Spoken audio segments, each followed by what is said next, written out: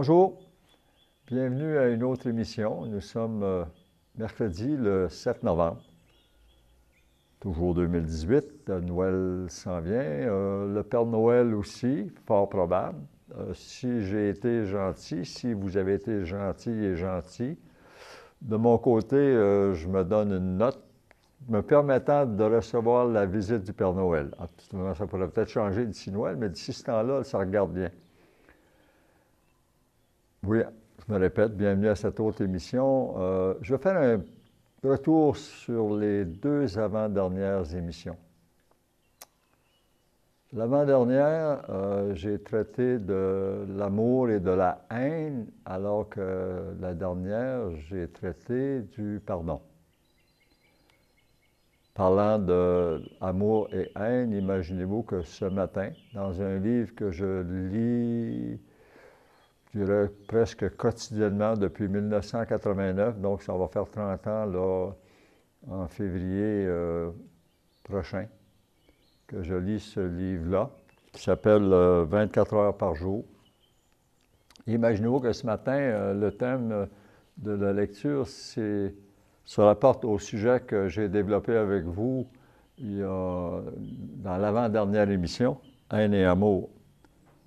Je fais une lecture le plus lentement possible de ce que j'ai lu ce matin, je vous le partage.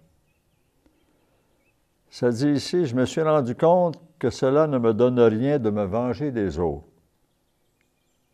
Quand nous tentons d'obtenir vengeance au lieu de nous sentir mieux, nous nous sentons frustrés et insatisfaits. Là, une phrase qui s'en vient que je trouve relativement pesante.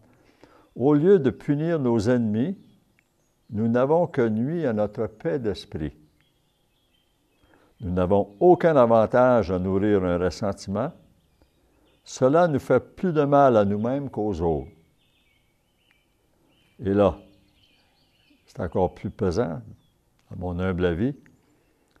La haine est la cause de la frustration, des conflits intérieurs, ils vont même mentionner, et de la névrose. Si nous exprimons de la haine, nous deviendrons détestables. Pas Jojo comme tableau, hein? Si nous sommes détestables, on aura du ressentiment envers nous. Si nous n'aimons pas les gens, ils ne nous aimeront pas. L'esprit de vengeance est un puissant poison en nous-mêmes. Quoi ajouter à ce que je viens de vous lire? Je pense que je déboucherai parce que j'avais parlé il y a l'avant-dernière émission de haine et amour et que l'émission suivante, c'était sur le pardon. Ben, disons que suite à la lecture de ce que je viens de faire, du 24 heures par jour, un livre en passant qui date de l'époque, d'une certaine époque des alcooliques anonymes, je peux vous lire en passant la dédicace qui m'avait été faite lorsque ça m'a été donné à Gaston Noël 87 pour que chaque jour devienne une victoire. Beau cadeau, hein? Pour que chaque jour devienne une victoire. Amour, haine, pardon. J'ai repensé à ce que j'ai pu partager avec vous de mémoire sur le pardon et j'ai réalisé qu'il manquait plusieurs éléments. Je n'ai pas de formation en théologie, si vous voulez, parce que le pardon m'apparaît être, je dirais, un élément ou une action qui nous est toutes et tous possible et disponible. Le pardon existe pour tout le monde. Donc, n'ayant pas de formation théologique, vous comprendrez avec moi que ce que je vous dis, c'est à partir de mes expériences personnelles. Et j'ai oublié de vous mentionner l'autre jour que dans le pardon a un ennemi juré, comme le pardon a, je dirais, un complice ou une complice idéal, essentiel, pertinent. L'ennemi juré du pardon, c'est l'orgueil. L'orgueil, quel vaste monde que celui de l'orgueil. Que de drames, que de guerres, que de famines, que de paquets de situations que nous vivons où l'orgueil est au centre du comportement humain. Donc, l'ennemi juré, je dirais, du pardon, c'est l'orgueil, alors que la très grande complice du pardon, c'est l'humilité. Et parlant d'humilité, je partageais à une dame au cours de la fin de semaine une phrase. J'étais au Salon du Livre de Rimouski et je partageais à une dame cette phrase que j'ai lue à quelque part. Dommage, je n'ai pas le nom de l'auteur. Plus l'humilité s'installe, plus la dignité s'élève. Des gens pensent que l'humilité, c'est faire preuve de faiblesse. C'est une opinion que je ne partage pas.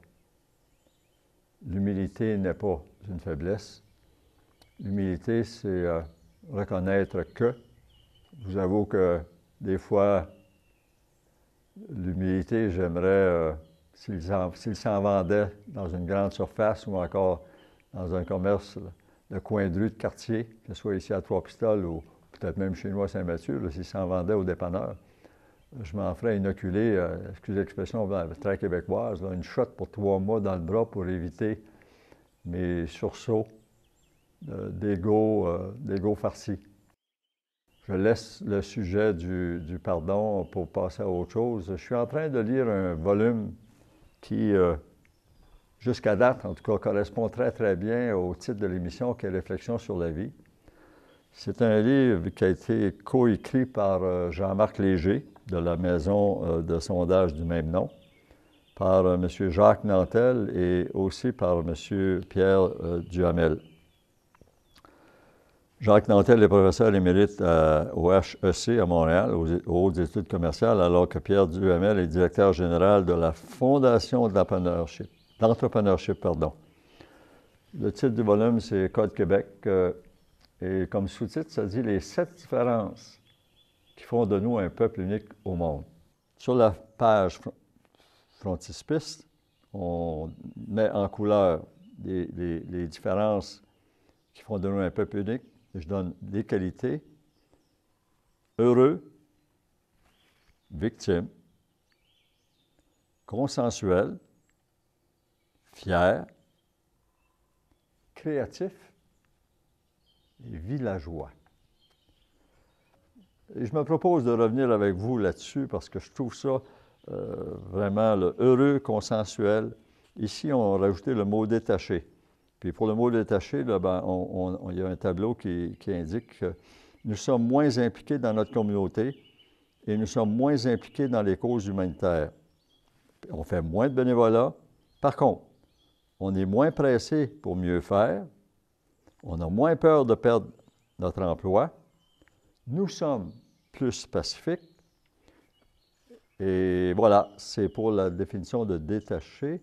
Quant au reste, je reviendrai, je me propose de revenir avec ce volume-là et de mettre en évidence les qualités que nous portons, les Québécois. Et ce n'est pas une démarche pour se montrer supérieur, mais bien pour se montrer différent des autres et en quoi nous le sommes, mais qu'est-ce que ça donne comme conséquence d'être ce que les 3 auteurs décrivent dans ce volume-là. Les élections hier aux États-Unis, je me connais très, très, très peu en politique internationale. Vague bleue, persistance rouge au niveau du Sénat, vague bleue à la Chambre des représentants. À la petite lecture que moi je peux faire là, de ce qui se passe depuis 2 ans aux États-Unis, je souhaite ardemment que la vague bleue, celle des démocrates, puisse créer un heureux et souhaité contrepoids au genre de présidence avec laquelle nous, en Amérique du Nord, nous vivons depuis maintenant 2 ans. Je n'ai pas d'autre chose à rajouter pour aujourd'hui. Je vais conclure comme ça, en vous disant que je reviens avec le Code Québec et avec vous, je vais regarder les belles qualités que nous portons. Une chose m'apparaît officielle, c'est qu'étant donné que les 3 sondeurs nous décrivent comme des gens heureux, donc nous sommes des gens qui sommes persuadés d'être faits pour le bonheur. Et le bonheur, je vous souhaite. Une autre fois, je vous remercie de votre présence. Vous avez à l'écran maintenant l'adresse. Je répète que l'émission est aussi visible sur YouTube en faisant YouTube, Réflexion sur la vie, Gaston Bourdage avec un S. Vous aurez accès aux 7, c'est bien ça, oui, les 7 émissions qui sont actuellement diffusées là, sur les ondes de YouTube. Je me répète, si vous avez des commentaires, s'il vous plaît, écrivez-nous ou appelez au poste au 88 851 4000. Là-dessus, au revoir.